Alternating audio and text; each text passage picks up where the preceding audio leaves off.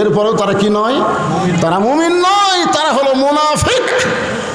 আর মুনাফিকের আবাদ কিন্তু কাফের বেঈমানদের মধ্যে হয় না, মুনাফিকের আবাদ হয় মুসলমানের ভিতরেই। জোরে কোন কথা ঠিক কিনা?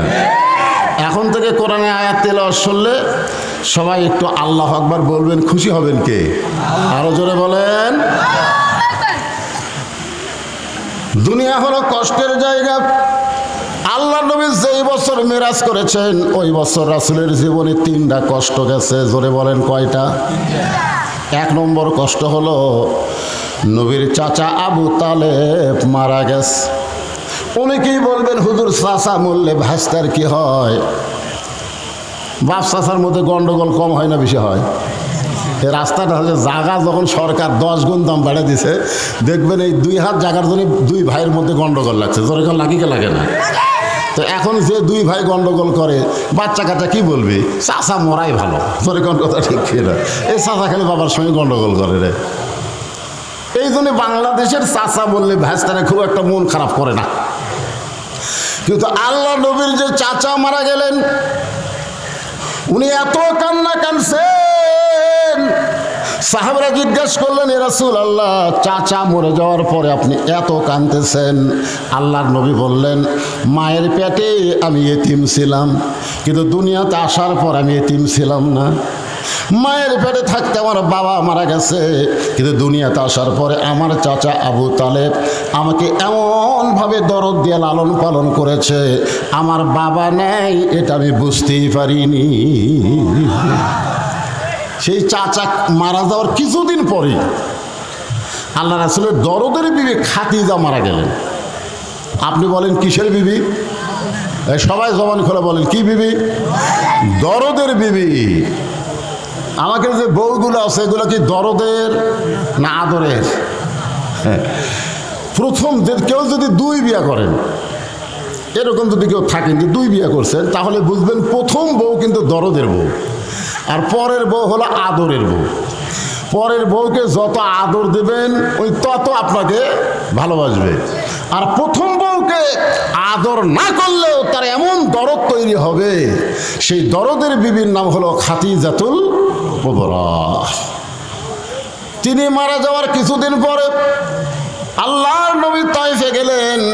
তায়েফবাসীরা নবীকে এমন পাথর মারল, গোটা দেহ রক্তাক্ত হয়ে গেল। ওই বছরই আল্লাহ তাআলা নবীকে মেরাজ করালেন। তাহলে কয়টা কষ্ট গেল? 3টা কষ্টের পরে আল্লাহর কাছে যাওয়া কষ্ট না শান্তি?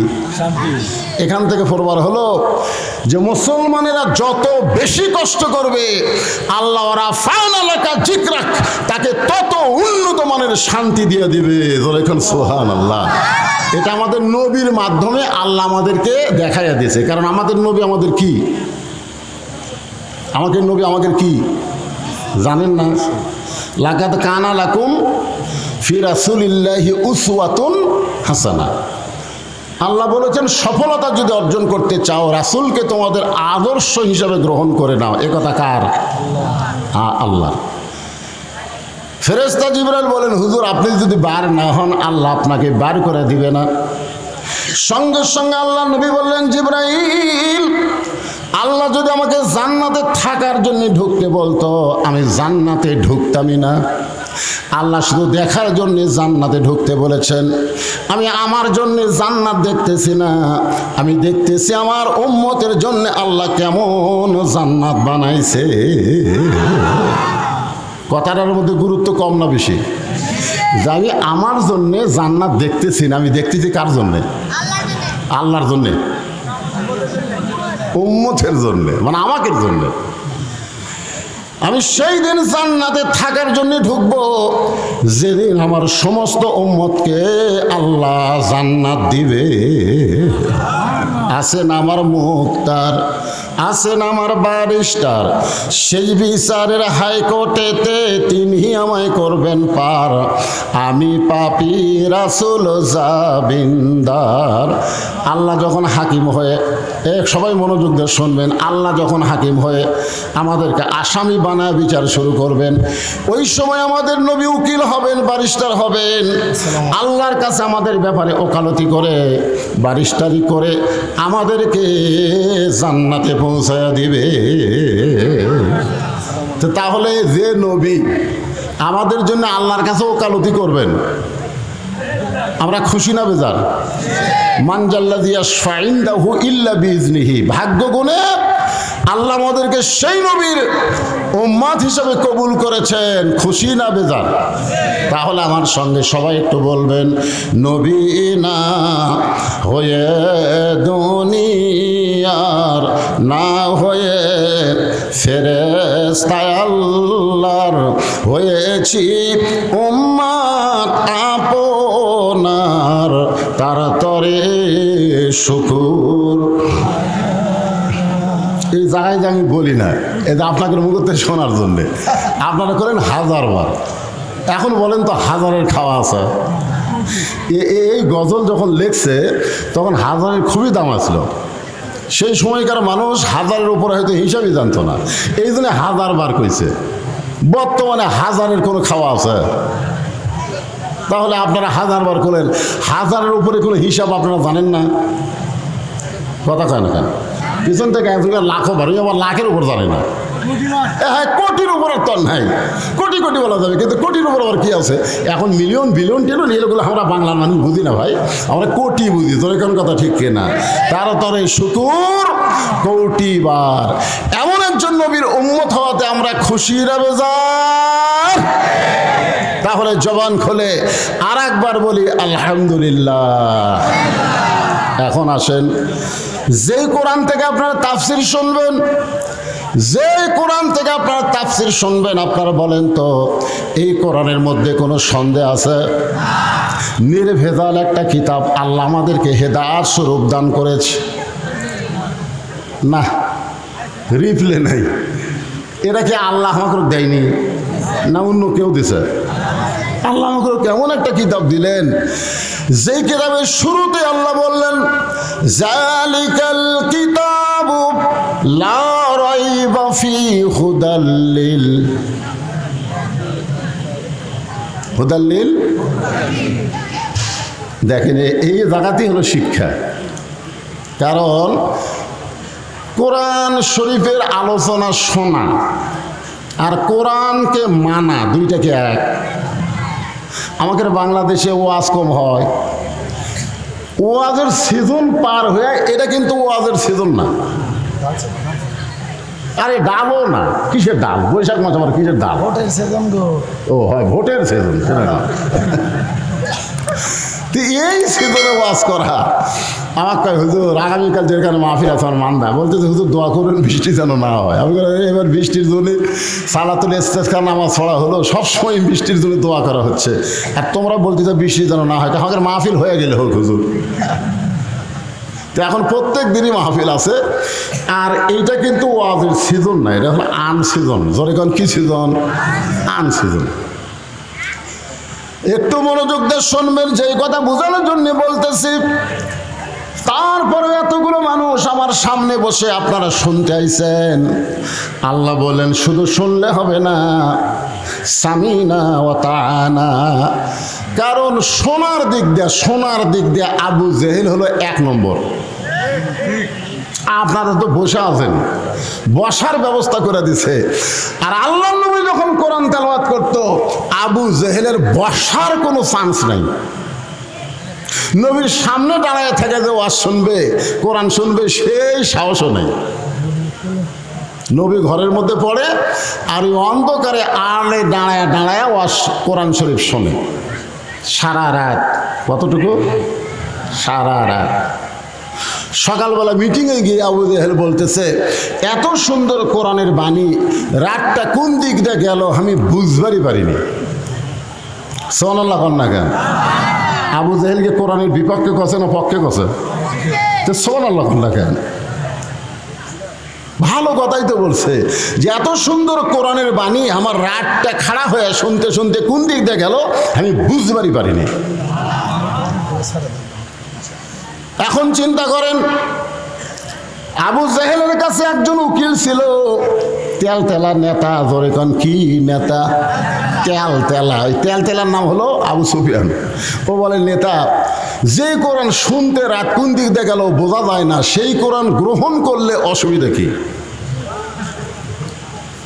শুনতেই যদি এত মজা লাগে, সেটা ধরলে অসুবিধা কি? একটা হলো শোনা, একটা হলো ধরা। আপনারা বলেন, আমাদের যে যুবকগুলো শুনতেছে, এদেরকে যদি এখন বলা হয় এই কোরআন শরীফটা একটু ধরো তো বাবা, ধরবার পারবে? ওরা চিন্তা করবে আমার যে শরীরের অবস্থা, ভাই এখন এটা ধরার কোনো উপায় নাই। হ্যাঁ, কোরআন শরীফ ধরবার গেলে প্রথম শর্ত হলো লা ইয়ামাসসুহু ইল্লাল মুতাহহারুন। ততক্ষণ পর্যন্ত তুমি ধরা তো দূরে কথা, কোরআন স্পর্শই করতে পারবে না যতক্ষণ তুমি পবিত্র না হবা। তাহলে কোরআন ধরতে গেলে যদি পবিত্র হওয়া লাগে, সেই কোরআন কেউ যদি গ্রহণ করে, সেই মানুষটা কত ভালো মানুষ হবে। আজকে তাফসীরুল কোরআন মাহফিলে আমাদের জানার অধিকার আছে না নাই? আমি সেই কথাগুলোই তো আপনাকে একে একে বলবো ইনশাআল্লাহ।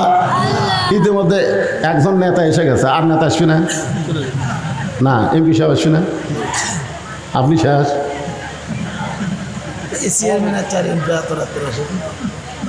না, শুনলাম যে, আচ্ছা ঠিক। আপনারা ভোটের আগে অসুস্থ হন না পারে, কিন্তু ভোটের পরে অসুস্থ হন, এটাই সমস্যা আছে। না, আমি সময় দিলাম তো, আমার খুব মহব্বতের মানুষ।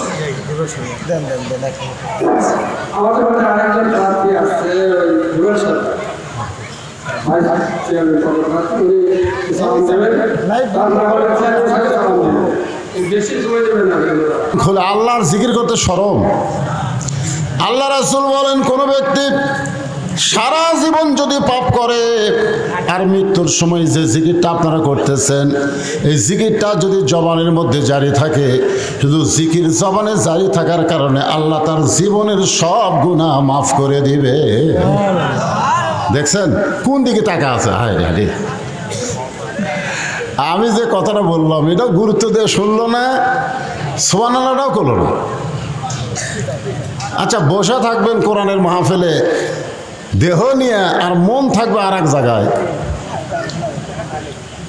এই যে একটা গান নাই, একজন মানুষ হইয়া তুমি কয়জনকে বিলাও মন,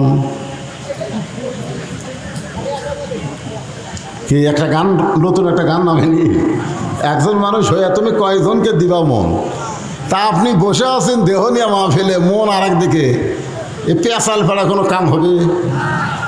আগেকার দিনে দেখছেন টিউবওয়েলের তলে জগ কিংবা কলস দিয়ে মানুষ পানি ভরে আনতো, আগে দেখেন না আপনারা? ওই কলস থুয়ে থুয়ে জায়গাতে এমন ক্ষয় হতো যে কলস তুলি দেখবেন আটকে যেত, মানে ক্ষয়ের মধ্যে থাকতো। কিন্তু একটা লোক কলস রাখছে, মুখটা টিউবওয়েলের মুখে বরাবর রাখেনি, কলস ঠিকই আছে কিন্তু মুখ একটু বেঁকা করে তুলছে। ওই সমানে পানির চাপ দেয়, কলসের গা ধুয়া যায় কিন্তু ভিতরে ঢোকে না। তার মানে কি বুঝতেছেন? মুখে মুখে লেভেল হওয়া লাগবে, জোরে কোন ঠিক কিনা বলেন? আমার কথা আপনাদের মন একেবারে অ্যাডজাস্ট না হলে কাম হবে না। যারা পিছনে দাঁড়িয়ে আছেন ভাইজানেরা, আল্লাহর সোনার সানেরা, বসেন বসেন বসেন। হ্যাঁ, যুবকদের জন্য আজকে একেবারে একটা কমপ্লিট ওয়াজ হবে ইনশাল্লাহ। বসো যুবকেরা, বসো। তাহলে যে কথা বলতে বলতে আমার সান্নু ভাই কথা শুরু করলেন, আমার সেই কথাটা হলো শুধু কোরআন শুনলে হবে না, আল্লাহর কোরআনকে কি করা লাগবে? গ্রহণ করা লাগবে। জোরে কোন কি করা লাগবে? আল্লাহর কোরআনকে যদি আমরা গ্রহণ করতে পারি, তাহলে আমরা কেমন মানুষ হব? যত বড়ই মাস্তান হই, যত খারাপই হই না কেন, কোরআন গ্রহণ করার আগে কিন্তু কোরআন গ্রহণ করার পরে আর কেউ খারাপ থাকে নাই। আবু জেহেল শুনিছে, গ্রহণ করেনি, এই জন্য এই শালা ভালো হয়নি। তোর এখন কথা ঠিক কিনা? শুনিছে।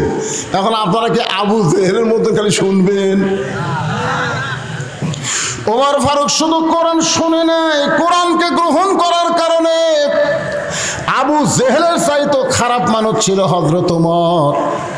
আবু জেহেল নবীকে হত্যা করার জন্য কোনোদিন নাঙ্গা তরবারি নেয়নি, নবীকে মারার পরিকল্পনা করেছে কিন্তু ডাইরেক্ট মারার জন্য অস্ত্র হাতত নেয়নি। আর উমর ফারুক ডাইরেক্ট মারার জন্য তরবারে হাত উঠতেছে। কতক্ষণ ঠিক কিনা?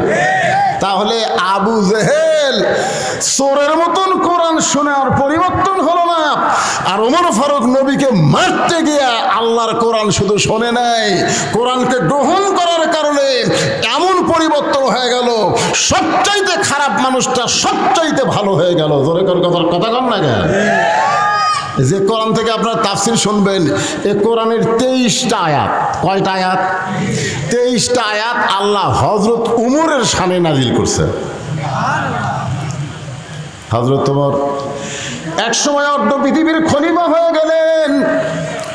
এই যে আপনাদের উপজেলার খলিফা, আবার সামনে নির্বাচন, আবার খলিফা হবার চাই।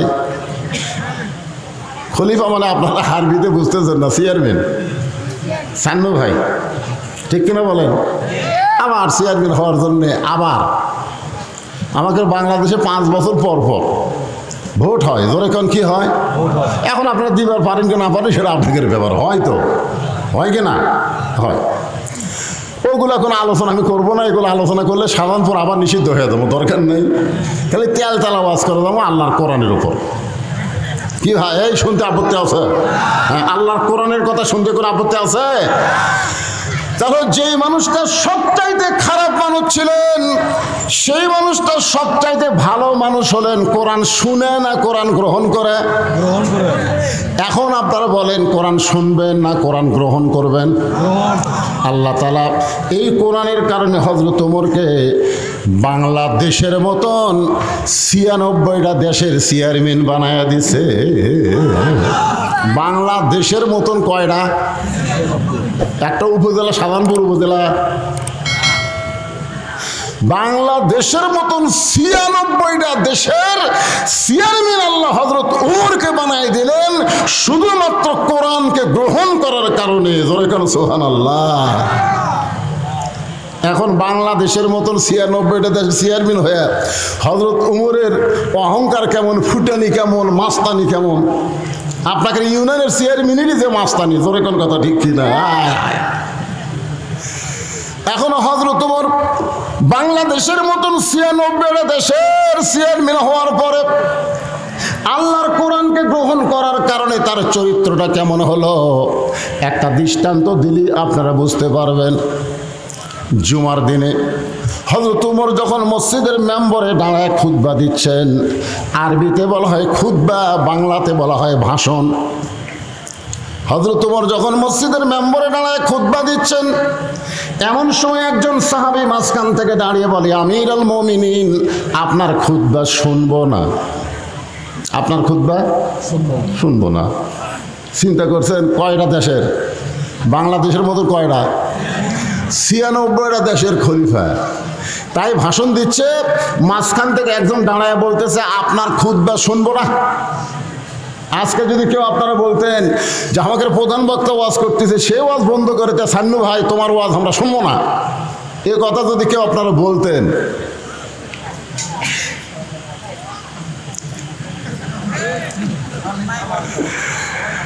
হযরত ওমরকে বলতেছে আপনার বক্তব্য খুতবা আমরা শুনবো না। সঙ্গে সঙ্গে হযরত ওমর খুতবা বন্ধ করে দিয়ে বললেন, ভাইজান আমার অপরাধ কি? কোন অপরাধে আমার খুতবা শুনবেন না? সাহাবী বলতেছে, আমাদেরকে খাটো পাঞ্জাবি দিয়া আপনি লম্বা জুব্বা পরে খুতবা দিচ্ছেন। আমাদেরকে খাটো পাঞ্জাবি দিবেন আর আপনি লম্বা জুব্বা পরে খুতবা দিবেন। আপনি লম্বা জুব্বা কোথায় পাইলেন এটা না বলা পর্যন্ত আপনার খুতবা শুনব। আগে ছিল আপনার মাটির বাড়ি কিংবা এই টিন ইটার বাড়ি, আপনি নেতা হওয়ার পরে আপনার 3 তলা বিল্ডিং কেমনে হলো এটা না বলা পর্যন্ত আপনাকে আমরা ভোট দিব বুঝছেন না? দরকার কি? ওমর ফারুক চোখের পানি নিয়ে দাঁড়িয়ে আছেন, কোনো কথাই বলতে পারতেছেন না। যে আমাদেরকে খাটো পাঞ্জাবি দিয়া আপনি লম্বা জুব্বা পরে খুতবা দিচ্ছেন, এই জুব্বা কোথায় পাইলেন, কেমনে লম্বা হলো, না বলা পর্যন্ত আপনার ওয়াজ শুনবো না। এমন সময় আব্দুল্লাহ ইবনে উমর ফারুকের ছেলে 6 লক্ষ হাদিসের হাফেজ এবং 30 পারা কোরআনের হাফেজ। নেতার বেটা কি? নেতার বেটা হলো 6 লক্ষ হাদিসের হাফেজ, 30 পারা কোরআনের হাফেজ। আজকে বাংলাদেশের নেতাকে বেটারা কি? কোরআনের হাফেজ, হাদিসের হাফেজ। হায় হায়, আজকে নেতার বেটারা কোরআনের হাফেজ হাদিসের হাফেজ না হওয়ার কারণে আমাদের মতন সাধারণ গরিব মানুষের ছেলেরা যখন আলেম হয়ে বক্তব্য দিবার যায় তখন অনেক নেতারাই টুটি চাপা ধরবার চায়। জোরে কোন কথা ঠিক না? কারণ আমাদের বাদশা ছাড়া তো নেতা নয়, আমরা গরিবের সন্তান, ফেতরা খেয়া মুরবি হসি।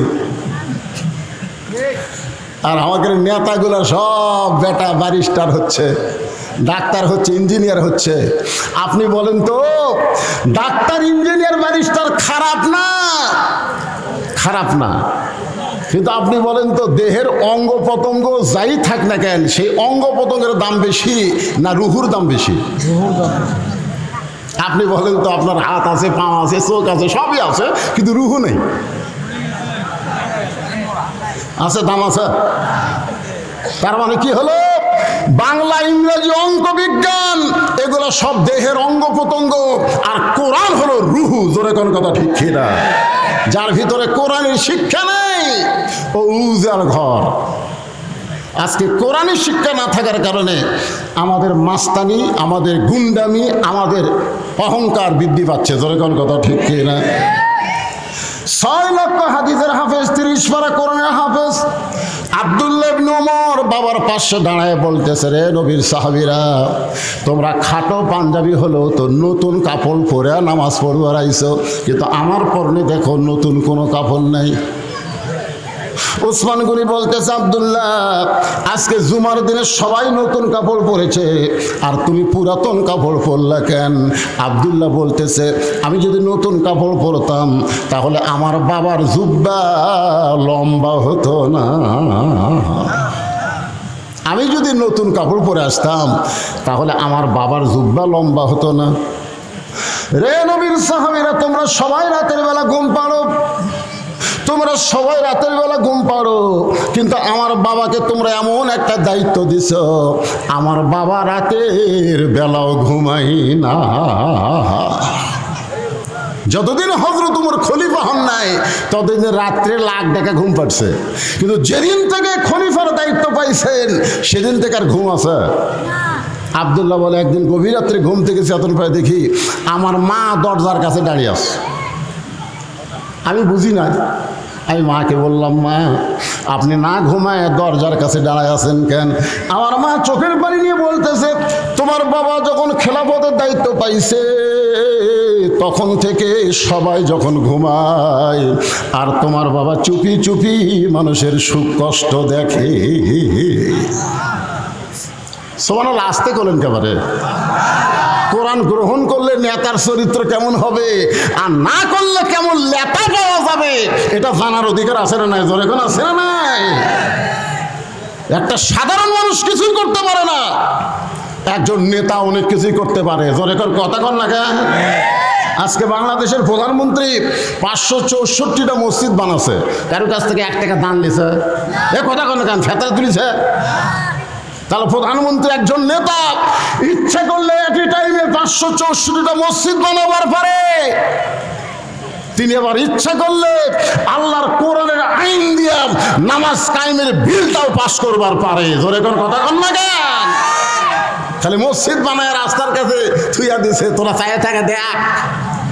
মসজিদ দেখার জন্য আজকে আমার সঙ্গে ভাস্তা মৌলানা আব্দুল সালাম যুক্ত হইছে, মসজিদের মধ্যে বারবার বলতেছে এত সুন্দর মসজিদ বাড়ি দেখার মতন। হ্যাঁ, মসজিদ দেখার জন্য কথা কন না কেন?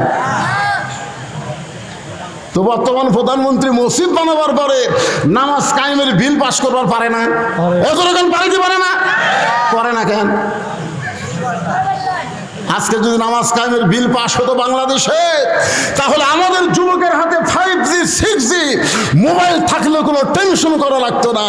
কারণ তারা অশ্লীল ভিডিও দেখবার গেলে নামাজ পড়ার কারণে তারা ঈমান বলে দিত, তোর কেউ না দেখলো তোকে আল্লাহ দেখতেছে। তোর কথা ঠিক কি না? কারণ আল্লাহ কোরআনে বলেছেন, ইন্নাস সালাতা তানহানিল ফাহশাই ওয়াল মুনকার, একমাত্র নামাজই পারে মানুষকে যাবতীয় খারাপি থেকে বাঁচায়া দিতে। খালি বুড়াগুলো সব নামাজ পড়ে, জোয়ানগুলো পড়ে না। জোয়ানগুলো পড়ে খালি জুম্মার দিন সবার শেষে এসে আগে যায়। জোরেগণ ঠিক কি না? আসার সময় পুরানা স্যান্ডেল, যাওয়ার সময় নতুন স্যান্ডেল। ধরা পড়লে কয় বদল হচ্ছে ভাই। আল্লাহ কয়, জুয়ান রে, যেই বয়সে তোমাকে 5 ওয়াক্ত নামাজ জামাতে পড়া লাগবে সেই বয়সে তুমি ফাঁকি মারতেছে। আর যখন তোমার চামড়া ঢিল হবে, তুমি রুকু সাজদা ঠিক মতো করবার পারবে না, ওই সময় সিয়াল্লে মসজিদে বসে থাকা নামাজ পড়বা, তোমার নামাজ আল্লাহ লাগবে না। জোরে কথা কন না কেন? যখন হচ্ছে চামড়া ঢিল তখন মারছে মিল, এখন যখন চামড়া টাইট তখন খালি কোনো মতে খালি 2 ঢিল মারি তো। হাসরের ময়দান আল্লাহ কি বলবে?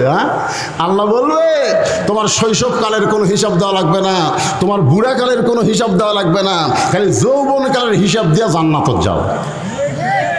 এই যুবক, এই যৌবনকালে কয় ওয়াক্ত পড়িচ্ছা? একটু মনোযোগ দিয়ে শুনবেন। আব্দুল্লাহ বলতেছে, আমি আমার মাকে বললাম, মা আমার বাবা তাহলে কোথায় গেছে? বলে রাতের অন্ধকারে প্রতিদিন বের হয়ে যায়। বলে আপনি দরজায় দাঁড়িয়ে আছেন কেন? মা বলতেছে, আমি দরজায় দাঁড়িয়ে থেকে আল্লাহর কাছে দোয়া করি, আল্লাহ যেন তোমার বাবাকে আবার সুস্বাস্থ্যভাবে ফিরায় নিয়ে আসে। সুবহানাল্লাহ। খালি নেতার কষ্ট নয়, নেতার বইয়েরও কষ্ট। নেতা ঘুরতেছে আর বউ নাক থেকে ঘুম পাড়তেছে। আমরা বক্তার আওয়াজ করি আর আমার বউ ডাক না দিলে উঠতে পারে না, আগেই মোবাইল করি, 2-3 বার কল বেজাও ধরে না। তবে আল্লাহর কি শান, 25শে ডিসেম্বর আমার মা মারা গেছে।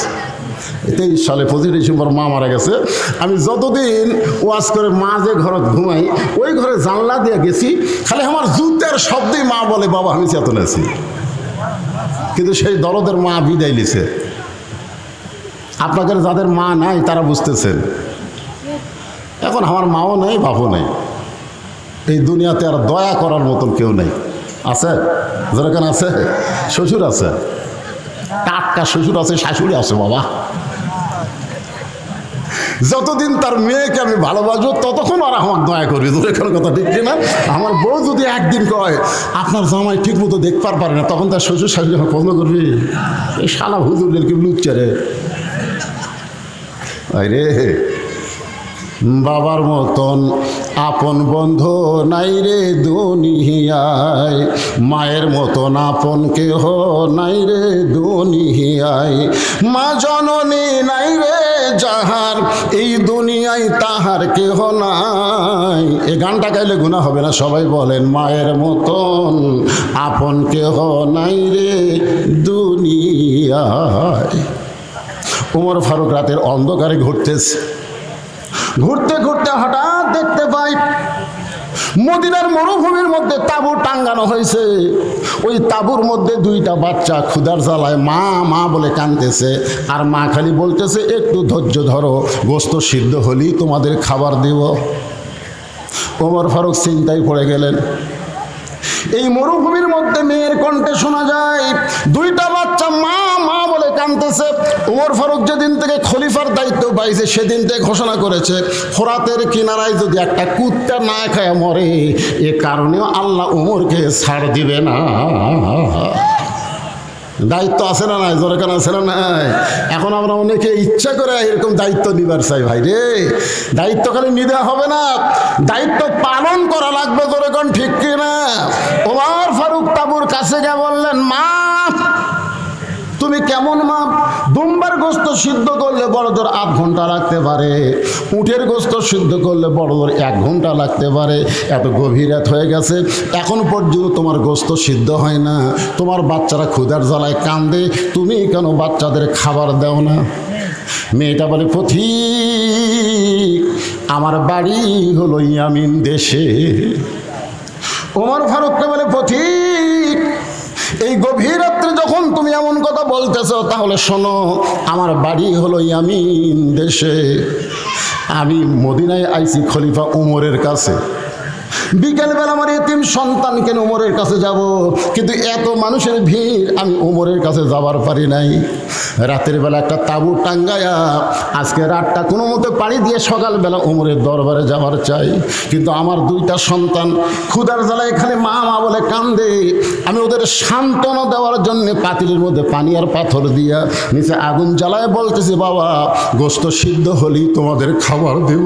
আমি মনে করেছিলাম এই সান্ত্বনা কথা শুনে এক সময় আমার বাচ্চারা ঘুমায়া যাবে, কিন্তু আমার বাচ্চাদের পেটে এত ক্ষুধারে পথিক, আমার বাচ্চারা খালি কাঁদতেছে। আমার পাতিলে কোনো গোশত নাই, পাথর কি কোনোদিন সিদ্ধ করা যায়? সঙ্গে সঙ্গে ওমর ফারুক বললেন, মা, তুমি একটু ধৈর্য ধরো মা। এক দৌড়ে বাইতুল মালের দরজায় গিয়ে বললেন, আসলাম, এক বস্তা খাদ্য আমার মাথায় উঠে দে। আসলাম বলতেছে, আমিরুল মুমিনিন, আপনি হলেন খলিফা, আমি হলাম চাকর, বস্তা নিয়ে কোথায় যাওয়া লাগবে আমারে বলেন। ওমর ফারুক বলে, আসলাম রে, একজন পাপের বোঝা আর একজন কেউ মাথায় নেবে না, দিয়ে তাড়াতাড়ি মাথায় উঠে দে। আসলাম যখন খাবারের বস্তা ওমরের মাথায় উঠে দেয়, ওমর ফারুক বস্তা মাথায় নিয়ে এত জোরে দৌড় মারে। আসলাম বলতেছি, আমিরুল মুমিনিন, ওজনের বস্তা নিয়ে দৌড়াইলে আপনি পড়ে গিয়ে আপনার কষ্ট হবে। ওমর ফারুক বলে, আসলাম রে, সময় মতো যদি যাবার না পারি, তাহলে জাহান্নামের আগুনে উমরকে পড়তে হবে। এক দৌড়ে তাঁবুর কাছে গিয়ে বললেন, মা, বস্তার খাবার থেকে রুটি আর হালুয়া তৈরি করো।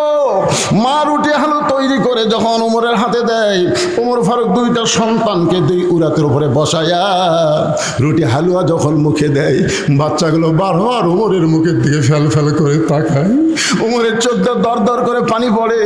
দুইটা বাচ্চা চোখের পানি মুছে দে বলে, কে গো, এই গভীর রাত্রে আমাদেরকে খাওয়ানোর পর এমন করে কাঁদতেছ?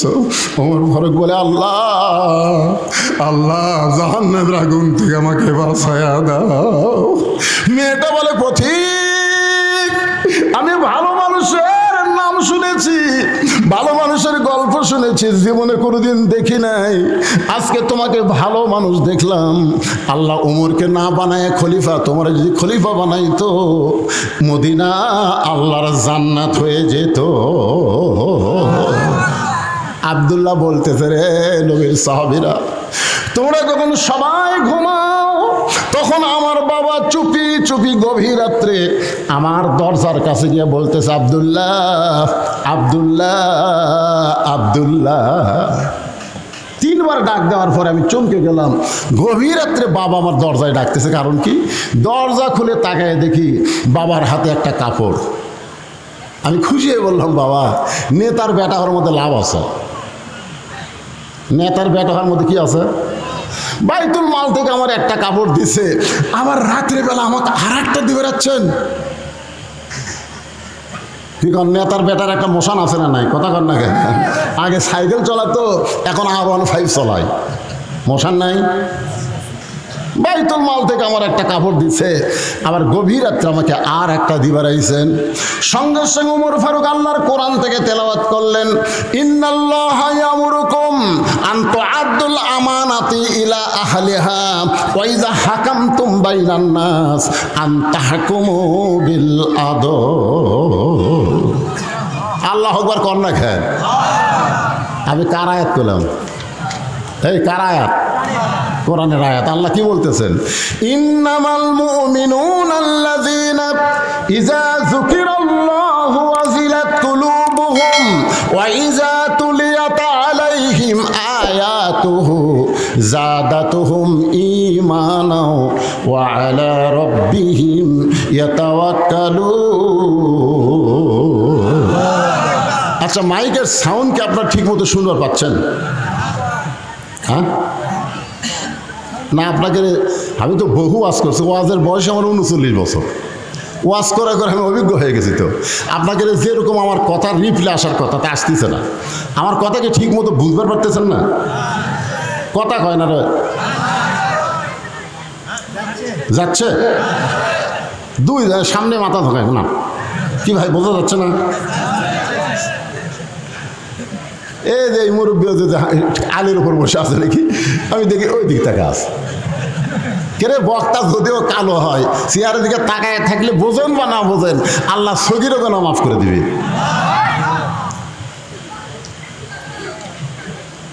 কি গুরুত্বপূর্ণ কথা আয়াত করলাম। 6 বছর ধরে আম বাগানের চাষ করছে, জ্যৈষ্ঠী মাসে দেখবার গেছে আম পাকছে কিনা, যা দেখে গাছের ডালে বসে ছোট্ট একটা বাচ্চা আম পাড়তেছে আর ব্যাগের মধ্যে তুলতেছে। বাগানের মালিক কয়, কে রে, আমি খাইনি, পরিবারে কেউ খায়নি, আর তুই আমার গাছে ছোট আম পাড়তেছিস, তোর বাপ হোক যা বিচার দে মরে। ছেলে খালি মুচকে মুচকে হাসে। বাগানের মালিক বলে, হাসিস কেন? বলে, হাসার কারণ হলো আমার বাবা কোথায় খুঁজবার যাবেন, আমার বাবাও আর এক গাছের চড়িছে। দেখা দেখে আমার বাপ খালি আম পাড়ে আর বস্তা ভরায়, গাছের নিচে বসে কান্দের, বলে, আল্লাহ বিচার দিমু কার কাছে, বেটাও চোর বাপও চোর।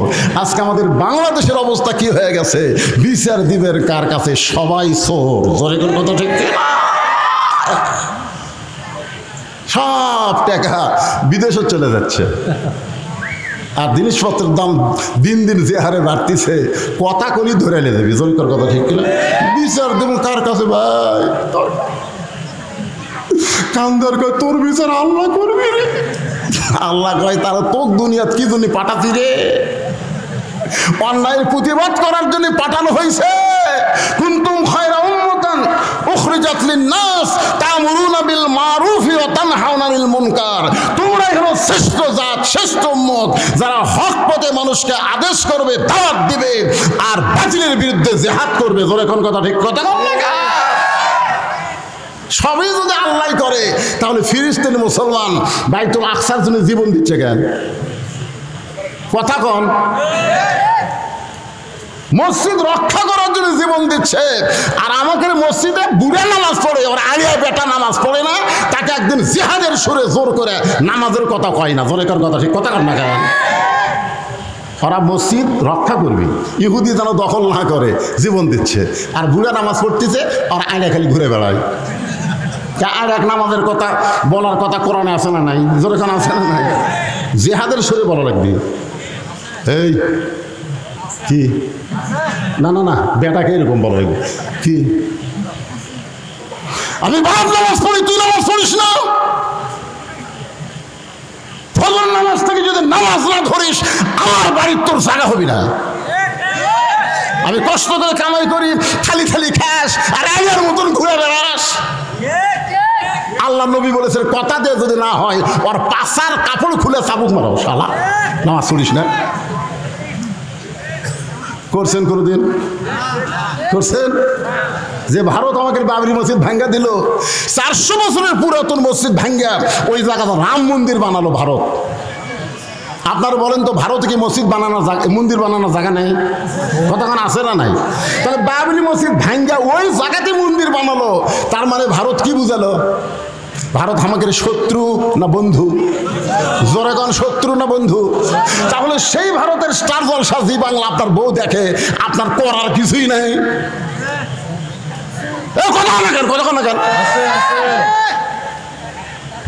আপনি মুসলমানের বাচ্চা, আপনার ঘরে ভারতের চ্যানেল চলার কারণে হিন্দু করে পূজার মধ্যে হরি হরি লোলো বাসতেছে, আপনার করার কিছু নাই। খালি সরকারের বিরুদ্ধে যুদ্ধ করে না, বেটার বিরুদ্ধে, বইয়ের বিরুদ্ধে। আপনার একটা মেয়ে আছে 17 বছরের, হাইল পরে পরিমণির মতন ঘুরে বেড়ায়, আপনার করার কিছু নাই। কি করেন? আপনার মেয়েকে কোনোদিন বলেছেন যে মা, আল্লাহ নবী বললেন, ফাতেমা তুমি নবীর মেয়ে হওয়ার কারণে আল্লাহ তোমাকে জান্নাত দেবে, এইটা কখনো মনে করো না মা। জান্নাতে যদি যাবার চাও, তাহলে জান্নাতের আমল করে তোমাকে জান্নাতে যেতে হবে। ফাতেমা বলতে, বাবা আমি মনে করেছিলাম আপনি আল্লাহর বিশ্ব নবী, আর আপনার মেয়ে হওয়ার কারণে আল্লাহ হয়তো আলাদা একটা কি আলাদা একটা সুযোগ। দেখেন, নবীর মেয়ে বলতেছে আপনি বিশ্ব নবী, আর আপনার মেয়ে, আল্লাহ আমাকে আলাদা একটা সুযোগ দিবি না? আল্লাহ রাসূল বলেন, ফাতেমা জান্নাতে যদি যাবার চাও, জান্নাতের আমল করে জান্নাতে যেতে হবে। ফাতেমা বললেন, বাবা তাহলে জান্নাতের আমল কি? আল্লাহ রাসূল বললেন, নামাজ, রোজা, বিয়ে হলে স্বামীর কথা মতো চলা, আর সতীত্বের হেফাজত পর্দা করা। ফাতেমা, নামাজ সবসময় পড়া লাগবে না, 24 ঘন্টায় 5 বার পড়লে হবে। রোজা সবসময় করা লাগবে না, সারা বছরে 1 মাস রোজা থাকলে হবে। স্বামীর খেদমত সবসময় করা লাগবে না, বিয়ে হওয়ার পরে স্বামীর খেদমত করা লাগবে। বিয়ের আগে কোনো খেদমত নাই, যেরকম কথা ঠিক কি না? আর আমাদের শালাশালিগুলো পার করতে যায় বিয়ের আগে 14 ফেব্রুয়ারি পালন করে, যেরকম কথা ঠিক কি না? আর সতীত্বের হেফাজত পর্দা ফাতেমা, এইটার কোনো সময় নাই, এটা সব সময় আমল করা লাগবে। ও ফাতেমা, তুমি যদি পর্দা নিশি হতে পারো, বাকি 3টা আমল আল্লাহ তোমার জন্য সহজ করে দিবে। তুমি যদি পর্দা নিশি হওয়ার পরও বাকি 3টা আমল তোমার জন্য আল্লাহ সহজ করে দিবে। ফাতেমা বললেন, বাবা তাহলে এই মুহূর্তে আমি পর্দার মধ্যে ঢুকে গেলাম। আপনি বলেন তো, পর্দার মধ্যে যদি মোস্তাকের বউ থাকতো, তাহলে বাংলাদেশের কোনো সাংবাদিক কেউ ধরতো? এই যে বুড়া মোস্তাক দিয়ে চেংড়ি বিয়ে করছে, কথা কর না কেন? একটা বুড়া মোস্তাক বিয়ে করেনি, চেংড়ি। ওই চেংড়ি যদি বোরকার মধ্যে রাখতো, সবসময় পর্দার মধ্যে রাখতো, তাহলে সাংবাদিক যেত? পর্দার মধ্যে বুড়ি না ছুড়ি কেমনি বুঝবি? কিন্তু শালা বুড়া বয়সে বিয়ে করছে, আবার বেয়া পর্দা করিলে ঘুরতেছে, ধরা খাচ্ছে। জোরে কথা কর না কেন?